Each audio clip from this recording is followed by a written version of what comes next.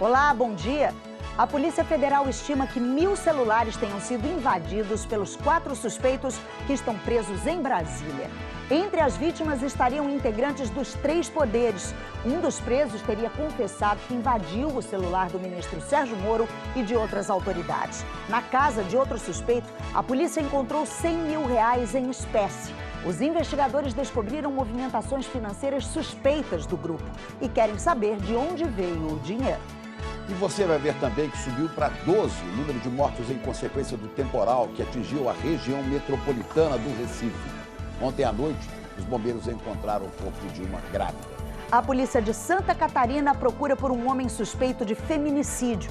Câmeras de segurança registraram o momento em que ele deixou o corpo da namorada baleada num hospital.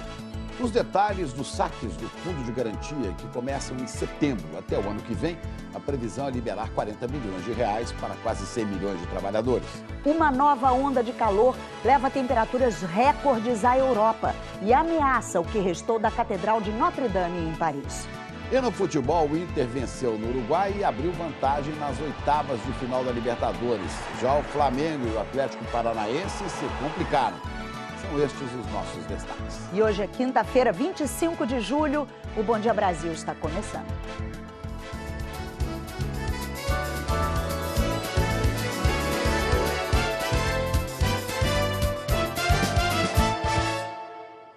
Vamos começar essa edição mostrando ao vivo como está a situação na região metropolitana do Recife, onde a chuva provocou 12 mortes e causou muita destruição. Olha, Ana Luísa, muito triste. Ontem à noite os bombeiros encontraram o corpo de uma mulher grávida. Vamos falar ao vivo lá em Olinda com a repórter Bianca Carvalho. Ela está num dos lugares mais atingidos por essa chuva, por essa tragédia. Bom dia, Bianca. Oi, Chico. Bom dia para você, bom dia para a Ana. Quando não está chovendo, a gente consegue mostrar o estrago, né, a destruição. Olha que cenário impressionante esse que a gente está vendo aqui. O barro veio descendo lá de cima, a barreira deslizou, entrou pela mata, saiu arrastando vegetação, fechou. Isso aqui é uma via super movimentada, não passa mais nada. E aqui veio para o lado de cá, destruiu 2 casas neste ponto aqui. Das 4 mortes de Olinda, 2 aconteceram justamente nesse local onde as casas foram destruídas. Olinda foi um dos locais mais atingidos pelas chuvas, tanto que hoje está fazendo sol e alguns pontos, como a gente vê nas imagens, continuam alagados, as pessoas ilhadas e sem poder sair de casa. 4 abrigos foram disponibilizados pela prefeitura, 130 pessoas estão nesses locais, nesses abrigos. Daqui a pouco vai começar um atendimento de saúde para essas pessoas, pressão, aferição de pressão, também vacina. Lembrando que todas as mortes da região metropolitana do Recife, as 12 mortes, foram em decorrência de deslizamento de barreira, como a gente vai ver na reportagem. À noite, os bombeiros encontraram o corpo da 12ª vítima da chuva na região metropolitana do Recife. Uma mulher identificada como Maria Eduarda. Ela estava grávida de 8 meses. Mais de 10 bairros de Olinda ficaram embaixo d'água. Não esperava de acontecer essa notícia triste, uma tragédia muito feia. Quando eu vi foi o estrondo, aí eu me levantei da cama ligeiro, aí corri para lá e a casa já tinha caído toda. De acordo com a Defesa Civil Estadual, 1.200 pessoas foram retiradas de casa por causa das inundações na região metropolitana do Recife. Elas foram para abrigos oferecidos pelas prefeituras ou para casas de parentes. Para a dona Rubenice, sair de casa é um alívio.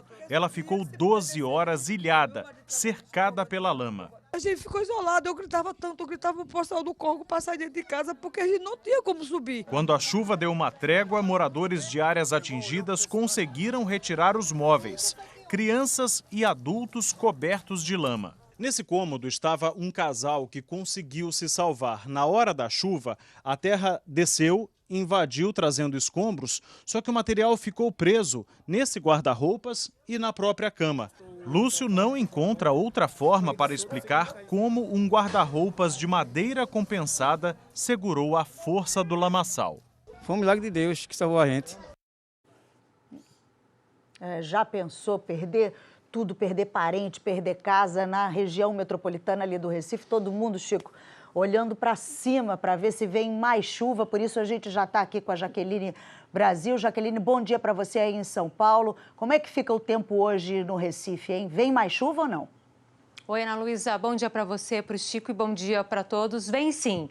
Agora a chuva até deu uma trégua, mas pode voltar a qualquer hora. Essa chuva vai ser menos intensa do que ontem, mas com a situação atual, qualquer chuva realmente preocupa. Hoje vai chover menos em todo o litoral nordestino, até porque essa alta pressão que estava mandando áreas de instabilidade para a região, ela se afastou um pouco. No Recife, por exemplo, tem previsão de chuva para hoje até sábado, mas o volume vai diminuindo bastante, o que é uma boa notícia. Pode chover hoje em boa parte do sul do país, aí a chuva é forte, especialmente no Rio Grande do Sul. Vamos dar uma olhadinha então como é que está Porto Alegre. Porto Alegre amanheceu com chuva, o céu está fechado e está ventando e a chuva realmente pode ser forte. Em quase todo o norte do país também vem aquela história de pancada que vem mais à tarde, mas o sol também aparece. Onde está amarelo, o tempo fica firme, restante da região norte, interior nordestino, centro-oeste e quase todo o sudeste, como Minas, Rio e aqui em São Paulo. São Paulo, hoje, teremos aí a máxima de 24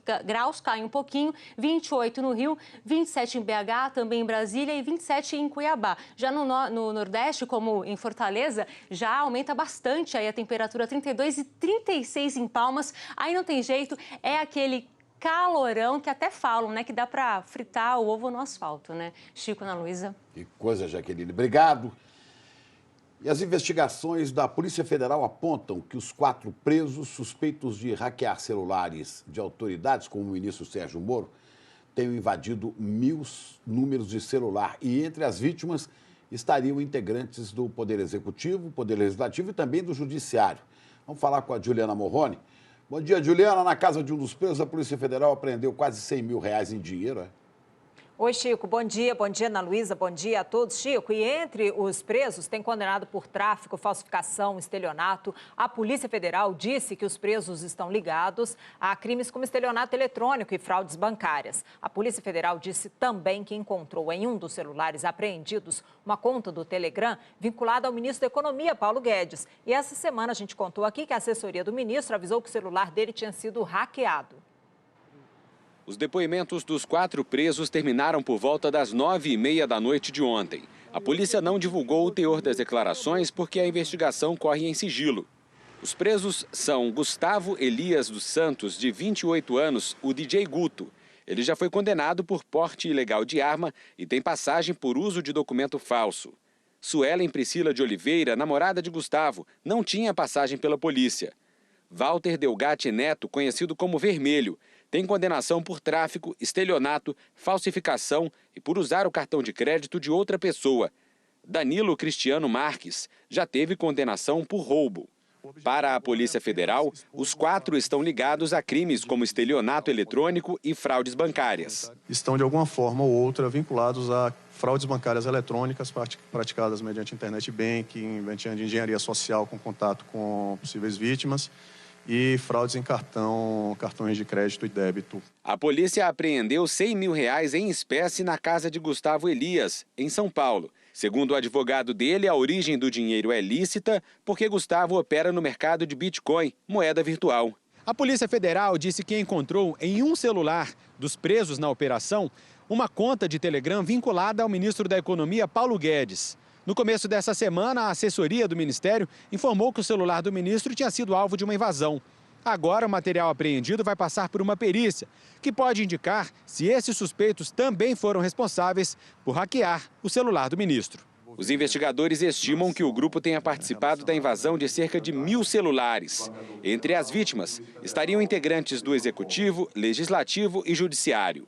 Fontes ligadas à investigação dizem que Walter Neto confirmou em depoimento ser o responsável por invadir o celular do ministro Sérgio Moro e de outras centenas de autoridades. O advogado de Gustavo disse que o cliente contou que viu mensagens no computador do amigo Walter Neto, que ele chama de Vermelho. Segundo relatos do Gustavo, o Vermelho mostrou para ele algumas interceptações de uma autoridade há tempos atrás. Autoridade é o ministro Sérgio Moro? Sim. O que ele me disse é que ele chegou a ver isso no telefone dele. Desculpa, no computador dele. Inclusive, ele printou algumas mensagens no computador dele. E ele me disse que, inclusive, no aplicativo dele, ele devolveu uma mensagem pro Walter, dizendo, olha, cuidado com isso que você vai ter problema. A decisão de prender os 4 partiu do juiz Valisney de Oliveira, da 10ª Vara da Justiça Federal em Brasília. O juiz afirma na decisão que há fortes indícios que os investigados integram organização criminosa para a prática de crimes e se uniram para violar o sigilo telefônico de diversas autoridades públicas brasileiras, via invasão do aplicativo Telegram. O juiz também cita movimentações financeiras suspeitas nas contas de Gustavo e de Suelen. Gustavo movimentou mais de R$400 mil em 2 meses.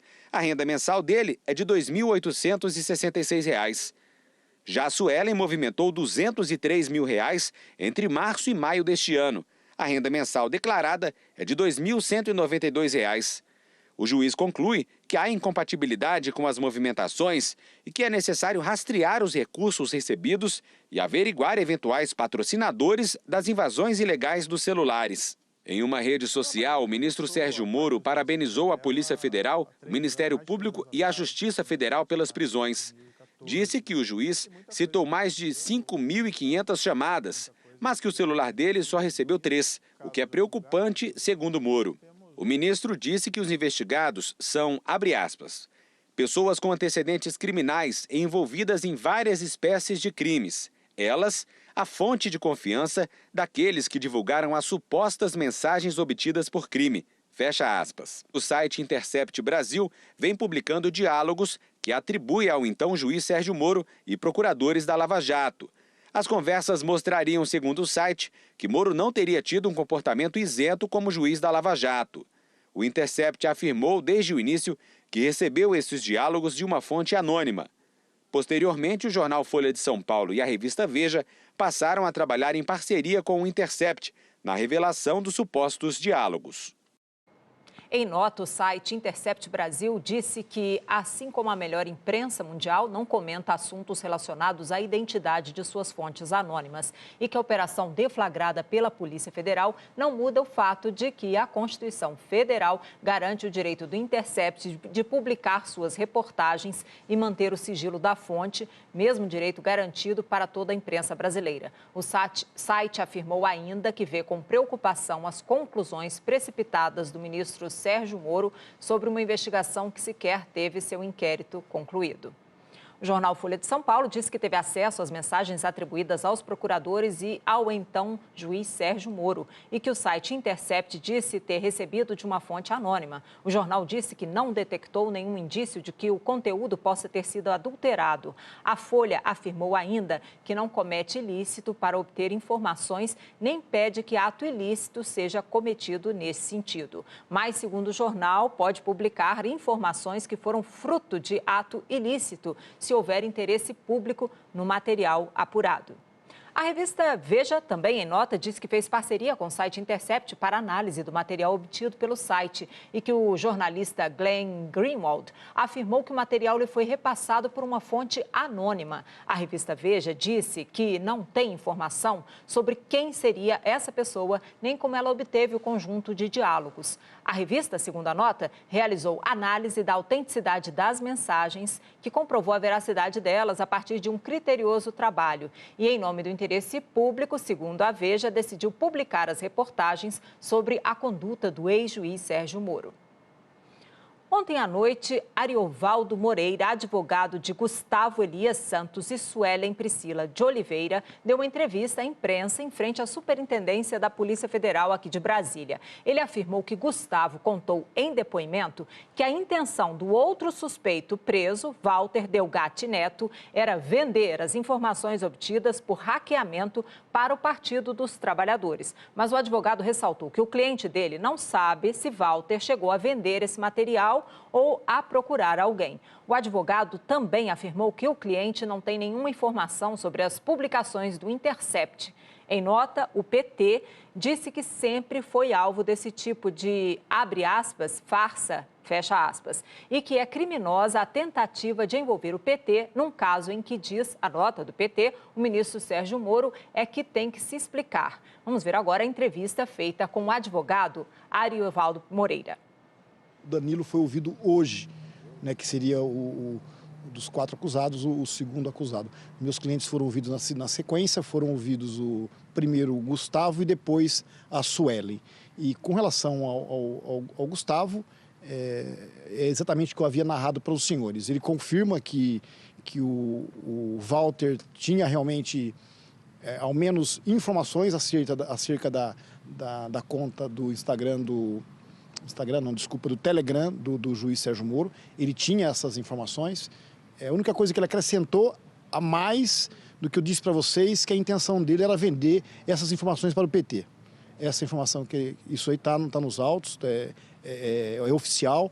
Então ele confirma que o Walter mandou mensagens para ele, mandou inclusive parte da interceptação telefônica do juiz Sérgio Moro, e a intenção, segundo ele, o meu cliente, ele dá conta de que o Walter disse a ele que a intenção era vender esse produto, essas informações, para o Partido dos Trabalhadores. Mas vocês falaram algo sobre os depósitos?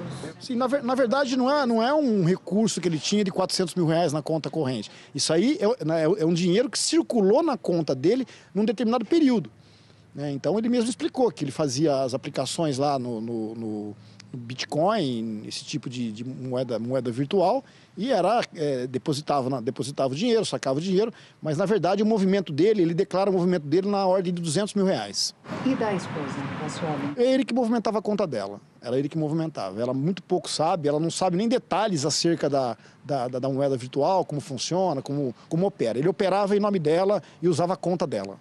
Mas ele vendeu? Ele chegou... Não. Ele chegou a procurar alguém? Não, o meu cliente não sabe, não tem essa informação. A única coisa que meu cliente narrou, é que o Walter disse para ele a intenção de vender isso para o Partido dos Trabalhadores. Se ele vendeu, se ele não vendeu, se ele entregou esse material gratuitamente para alguém, isso nós não sabemos. Doutor, e ele sabe explicar como é que essas informações chegaram ao Estor Gringo? Não sabe dizer. O que ele sabe é que o Walter tinha realmente as interceptações do juiz Sérgio Moro. Também não sabe dizer se foram vendidas para eles. Não sabe o destino que ele deu. É que, na verdade, o Walter é uma pessoa muito difícil, entendeu? Uma pessoa que, no primeiro momento, para vocês terem uma ideia, o Gustavo não acreditou.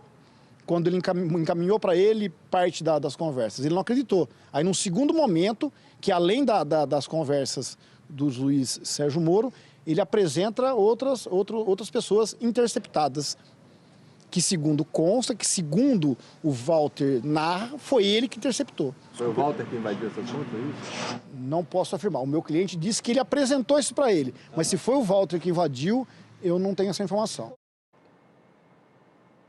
Como dissemos, o Partido dos Trabalhadores divulgou uma nota em que diz que o partido sempre foi alvo desse tipo de, abre aspas, farsa, fecha aspas. Como diz ainda a nota do PT, ocorreu na véspera da eleição presidencial de 1989, quando a Polícia Federal vestiu camisetas do partido nos sequestradores do empresário Abílio Diniz, antes de apresentá-los à imprensa. A nota diz ainda que o ministro Sérgio Moro é responsável pela farsa judicial contra o ex-presidente Lula e que, ainda de acordo com a nota, comanda agora o inquérito da Polícia Federal com claro objetivo de produzir mais uma armação contra o PT.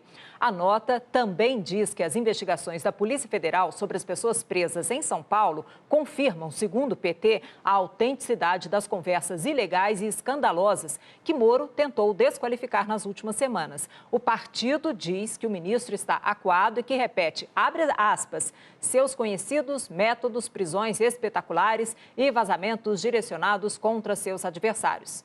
Fecha aspas.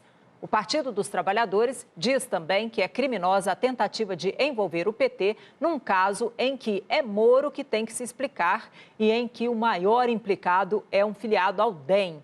A nota diz ainda que o PT tomará as medidas judiciais cabíveis contra os agentes e os responsáveis por, segundo o PT, mais essa farsa. E quem deve explicações ao país é a Justiça, diz ainda a nota do PT. É Sérgio Moro e não quem denuncia seus crimes. No site do Tribunal Superior Eleitoral, o preso suspeito de hackeamento, Walter Delgatti Neto, aparece como filiado ao Partido Democratas. Nós não conseguimos contato com o DEM, Partido Democratas. O advogado de Walter Delgatti Neto também divulgou nota. Afirmou que assumiu a defesa do acusado ontem. Perguntamos se o cliente dele, de fato, tinha afirmado que queria vender mensagens para o PT. Ele respondeu que a investigação era bem complexa, que por hora não poderia dar mais informações e que era preciso aguardar os próximos acontecimentos. Ao site de notícias UOL, o advogado afirmou que o cliente sofre de problemas psiquiátricos. Nós não conseguimos contato com a defesa de Danilo Cristiano Marques, que também foi preso na terça-feira. Ana Luísa e Chico. Obrigada, Juliana. E a seguir, a polícia procura um suspeito de feminicídio flagrado deixando o corpo da namorada em um pronto-socorro. Os advogados de João de Deus anunciam que estão fora do caso.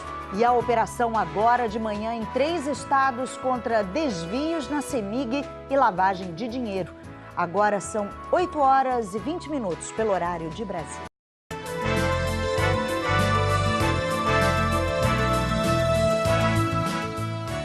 Agentes da Polícia Federal estão nas ruas em 3 estados.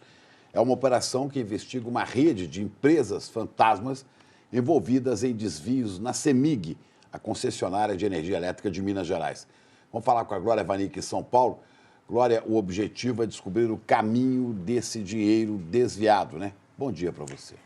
Bom dia, Chico, Ana, bom dia para todo mundo. Exatamente, Chico. Essas empresas são investigadas por lavagem de dinheiro.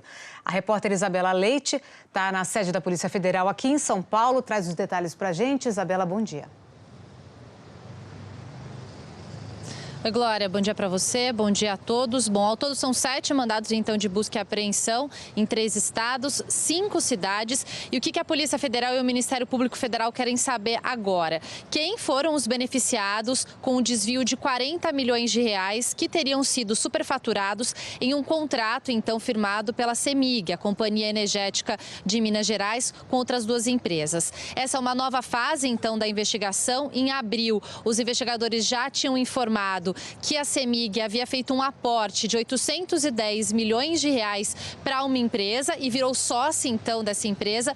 Mas aí, durante a apuração, eles verificaram que desse total, 40 milhões de reais teriam sido desviados. As buscas querem confirmar quem foram as pessoas que receberam esse dinheiro nesse suposto esquema formado por uma rede de empresas fantasmas para lavar dinheiro e também o pagamento de propina. A informação que nós temos é que todo esse esquema começou em 2014 e durante a investigação, 3 pessoas fecharam colaboração premiada com o Ministério Público Federal. Ana e Chico. Obrigada, Isabela Leite, falando ao vivo de São Paulo. E a polícia de Santa Catarina procura pelo homem suspeito de matar a namorada e deixar o corpo dela num pronto-socorro de Joinville. Ele foi flagrado pelas câmeras do sistema de vigilância do hospital.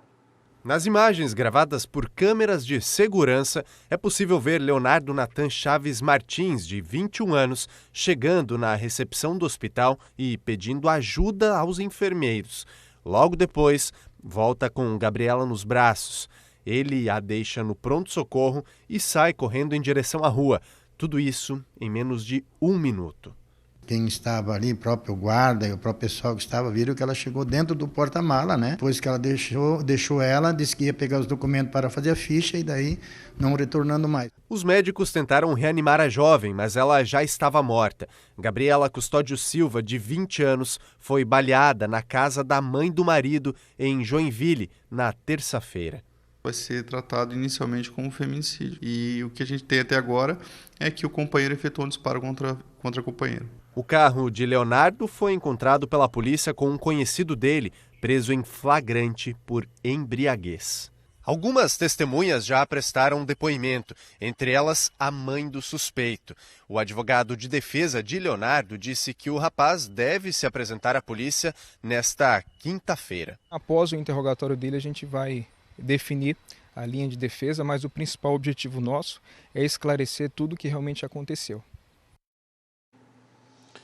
Os advogados de João de Deus anunciaram que não defendem mais o acusado de abusos sexuais. Eles alegaram questões éticas, mas declararam que confiam na inocência de João de Deus. O Ministério Público de Goiás ofereceu ontem a 11ª denúncia contra ele. No documento estão relatos de 6 vítimas de São Paulo e do Rio Grande do Sul sobre abusos durante atendimentos na casa do Inácio de Loyola, em Abadiânia. João de Deus é réu por crimes sexuais, corrupção de testemunhas e posse ilegal de armas.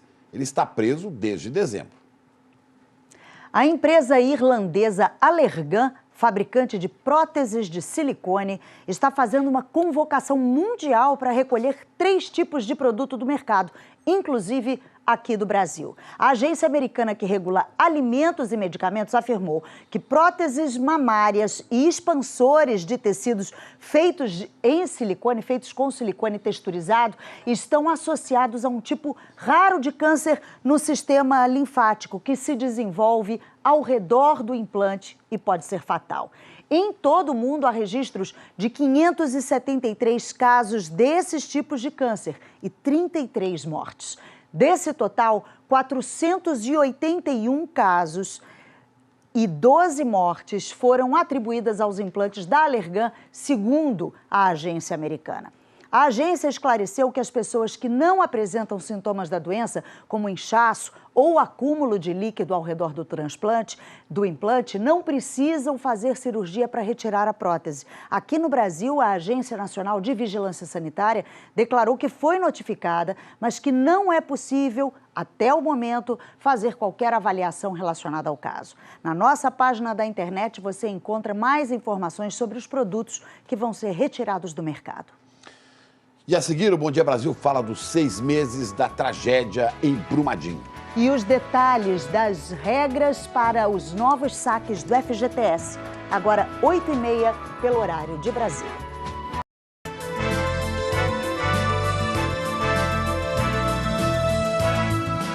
As novas regras do FGTS permitem um saque de R$ 500 ainda neste ano. Mas a maior parte das mudanças ficou para o ano que vem. Juliana, a partir de 2020 vai ser possível fazer um saque anual. E o valor vai depender de quanto o trabalhador tem na conta do FGTS, não é isso? Ana Luísa, e nessa modalidade de saque anual, um percentual do saldo poderá ser retirado do mês do aniversário. Quanto menos dinheiro na conta, maior o percentual. Você que tem FGTS ainda terá um tempinho para pensar o que fazer com o dinheiro. É que o saque começa a ser liberado a partir de setembro e vai até março do ano que vem. Terá um cronograma que a Caixa deve divulgar em agosto. O limite máximo de saque é de R$ 500 para cada conta, ativa ou inativa. Quem tem cartão cidadão vai poder fazer o saque no caixa automático. Saques de menos de R$ 100 vão poder ser feitos em casas lotéricas. Trabalhadores domésticos que já tinham FGTS ou que passaram a ter o depósito obrigatório no fundo com o E-Social também terão direito ao saque. 81% das contas do FGTS têm menos de R$ 500 de saldo, segundo dados do governo, que calculou também que 23 milhões de pessoas que estão com nome sujo vão poder, com o saque, quitar dívidas. Quase 100 milhões de trabalhadores poderão sacar o dinheiro. E a partir do ano que vem passa a existir o saque aniversário, que será uma opção, ou seja, a liberação de um percentual do FGTS no mês de aniversário do trabalhador, que vai variar de acordo com o saldo. Quanto menos dinheiro na conta, maior o percentual. Serão 7 faixas de 5% a 50%. Quem tem até R$ 500 pode sacar metade do que tem na conta. Já para quem tem mais de R$ 20 mil de FGTS, o saque anual será de 5%. E mais um adicional de R$ 2.900. Quem quiser fazer esses saques terá que avisar a Caixa Econômica Federal a partir de outubro. Agora, quem optar por esse saque aniversário não vai poder sacar todo o FGTS em caso de demissão sem justa causa, mas continua tendo direito à multa de 40% devida pelo empregador. Se o trabalhador desistir do saque aniversário, vai ter que esperar 2 anos para voltar a ter direito ao saque integral. Excepcionalmente, no ano que vem, o saque anual vai começar em abril para os que fazem aniversário em janeiro e fevereiro. Quem faz em março e abril vai retirar em maio. E os aniversariantes de maio e junho poderão sacar em junho. A partir de julho, segue o calendário normal no mês do aniversário. As outras possibilidades de saque previstas em lei, como usar o saldo na compra de imóvel ou em casos de doença grave, não mudam. 100 milhões de pessoas, 87%, ou seja, a população mais frágil, mais pobre, terá acesso e tem a oportunidade de escolha. Não é um teco do voo da galinha, é um aumento de renda permanente se você ficar empregado. Lutar para fazer bem seu trabalho e continuar empregado. Você vai receber um salário extra todo ano. Outra mudança é que o governo vai passar a distribuir para o trabalhador 100% do lucro do FGTS, não mais 50% como é hoje. Assim, o dinheiro que continuar no fundo vai passar a render mais do que a poupança. Ana Luísa e Chico. Obrigado, Juliana. E o novo primeiro-ministro do Reino Unido, Boris Johnson, faz, neste momento, o seu primeiro discurso no parlamento britânico. A menos de 100 dias para o fim do prazo, ele voltou a dizer que o Reino Unido vai sair da União Europeia, sim, vai sair de qualquer jeito. Em Londres, Rodrigo Carvalho traz informações, porque esse sair de qualquer jeito é o grande medo dos políticos, né, Rodrigo? Bom dia. E de parte da população, né? Bom dia, Chico, Ana. Para a rainha, ao assumir o cargo, Boris Johnson disse, e reforçou isso agora há pouco no parlamento, que vai tentar um novo acordo, um acordo melhor. Mas todo mundo sabe que ele está disposto a tirar o Reino Unido da União Europeia, mesmo sem acordo. O problema é que a maioria do parlamento é contra essa opção. Para sair do bloco sem acordo, o governo teria que pagar o equivalente a mais de 180 bilhões de reais à União Europeia.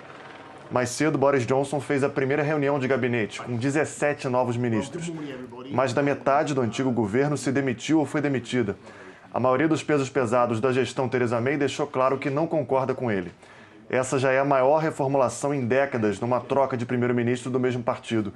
Segundo a imprensa britânica, esse vai ser um governo com mais mulheres e representantes de minorias étnicas. E antigos ministros que não concordaram com a maneira com que Theresa May tentou sair da União Europeia estão de volta.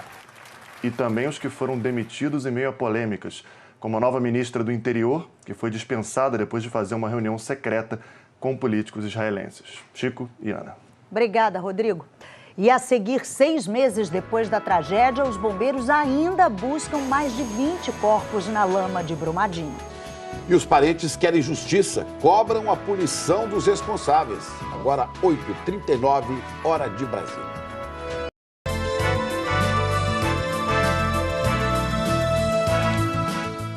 Estamos de volta para falar da nova onda de calor recorde na Europa.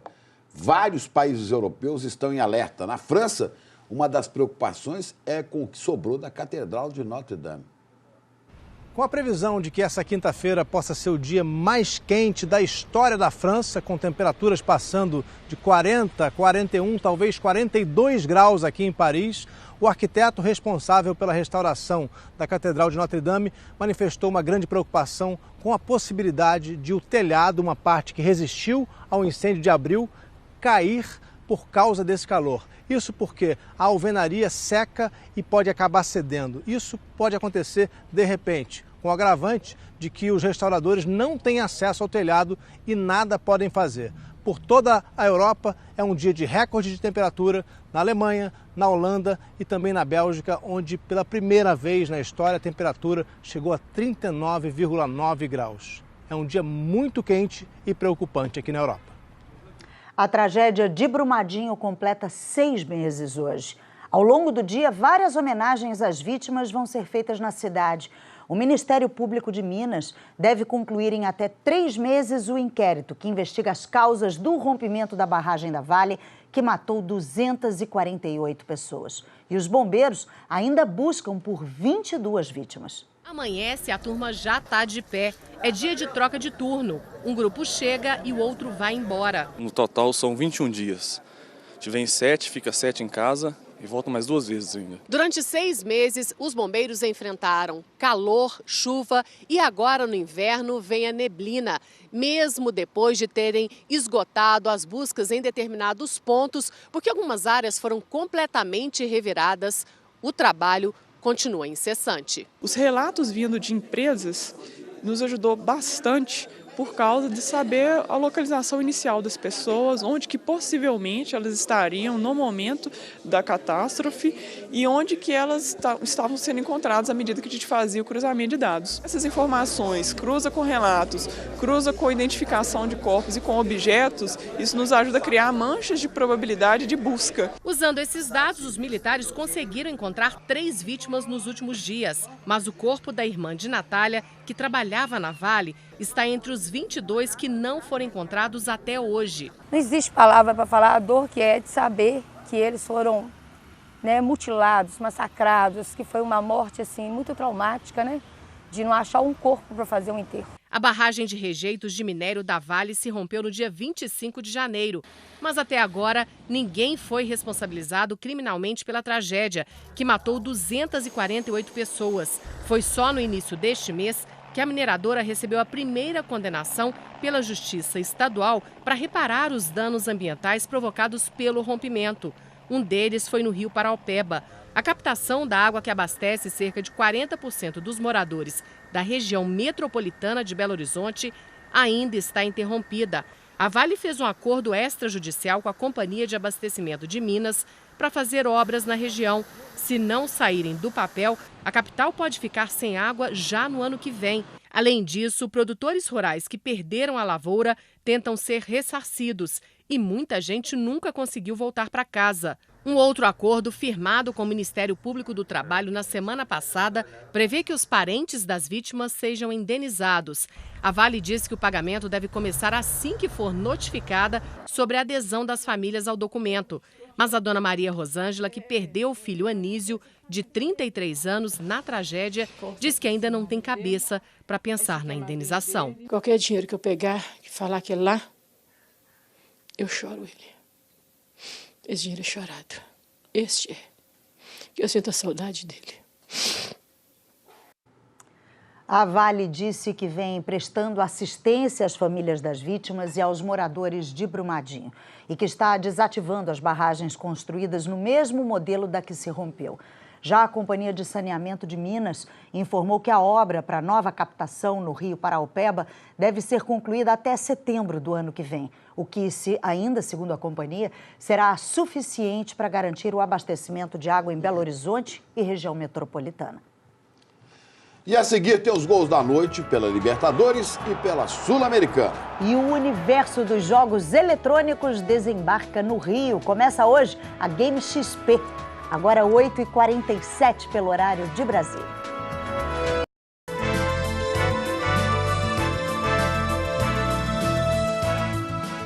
Estamos de volta com o esporte com a Carol Barcelos, porque a gente teve 3 brasileiros ontem em campo pelas oitavas de final da Libertadores, né, Carol? Primeiro jogo das oitavas, né, Ana? Bom dia para você, bom dia, Chico. Bom dia, ótimo Carol. dia para todo mundo. Olha, entre os brasileiros, gente, a noite só foi boa pro Internacional.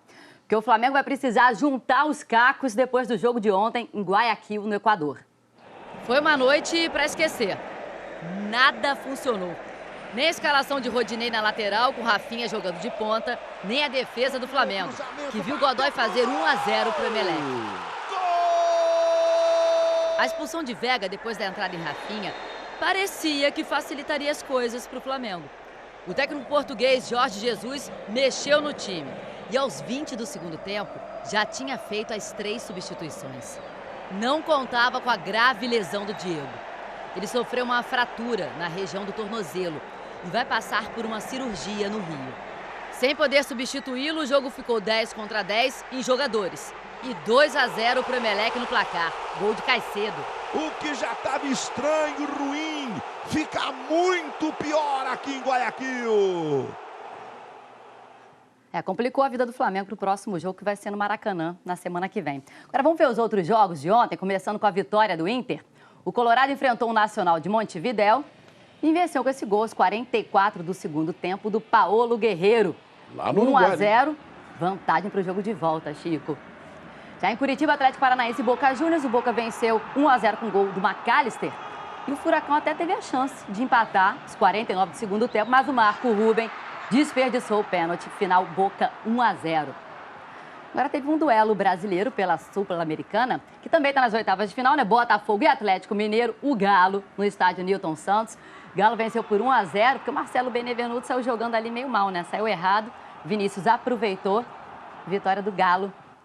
1-0 para garantir o sorriso de Chico Pinheiro hoje. E olha, mais uma notícia para trazer um sorriso para a gente. O Brasil ganhou agora há pouco mais uma medalha no Mundial de Esportes Aquáticos, na Coreia do Sul. A Etienne Medeiros ficou com a prata na final dos 50 metros nado costas. Especialidade dela, 27 segundos e 44 centésimos. 6ª medalha do Brasil na competição, 3ª da Etienne em mundiais. Muito legal, parabéns para a Eti. E começa hoje e vai até domingo a Game XP, que junta a magia dos parques de diversões e as aventuras dos games. São esperadas 100 mil pessoas para curtir as atrações que vão muito além dos jogos eletrônicos. Esse é um lugar para aparecer, para ser visto, para ver, mas principalmente para viver. Essa área reproduz os testes de habilidade dos jogos de futebol virtual. Claro, aqui também se joga com o controle na mão, mas isso não é novidade. Novo mesmo é esse negócio de holograma, de realidade aumentada. Põe óculos, pronto, você está dentro do videogame. Ah, Maurício, eu tô tentando. Se isso tá calminho, vamos radicalizar.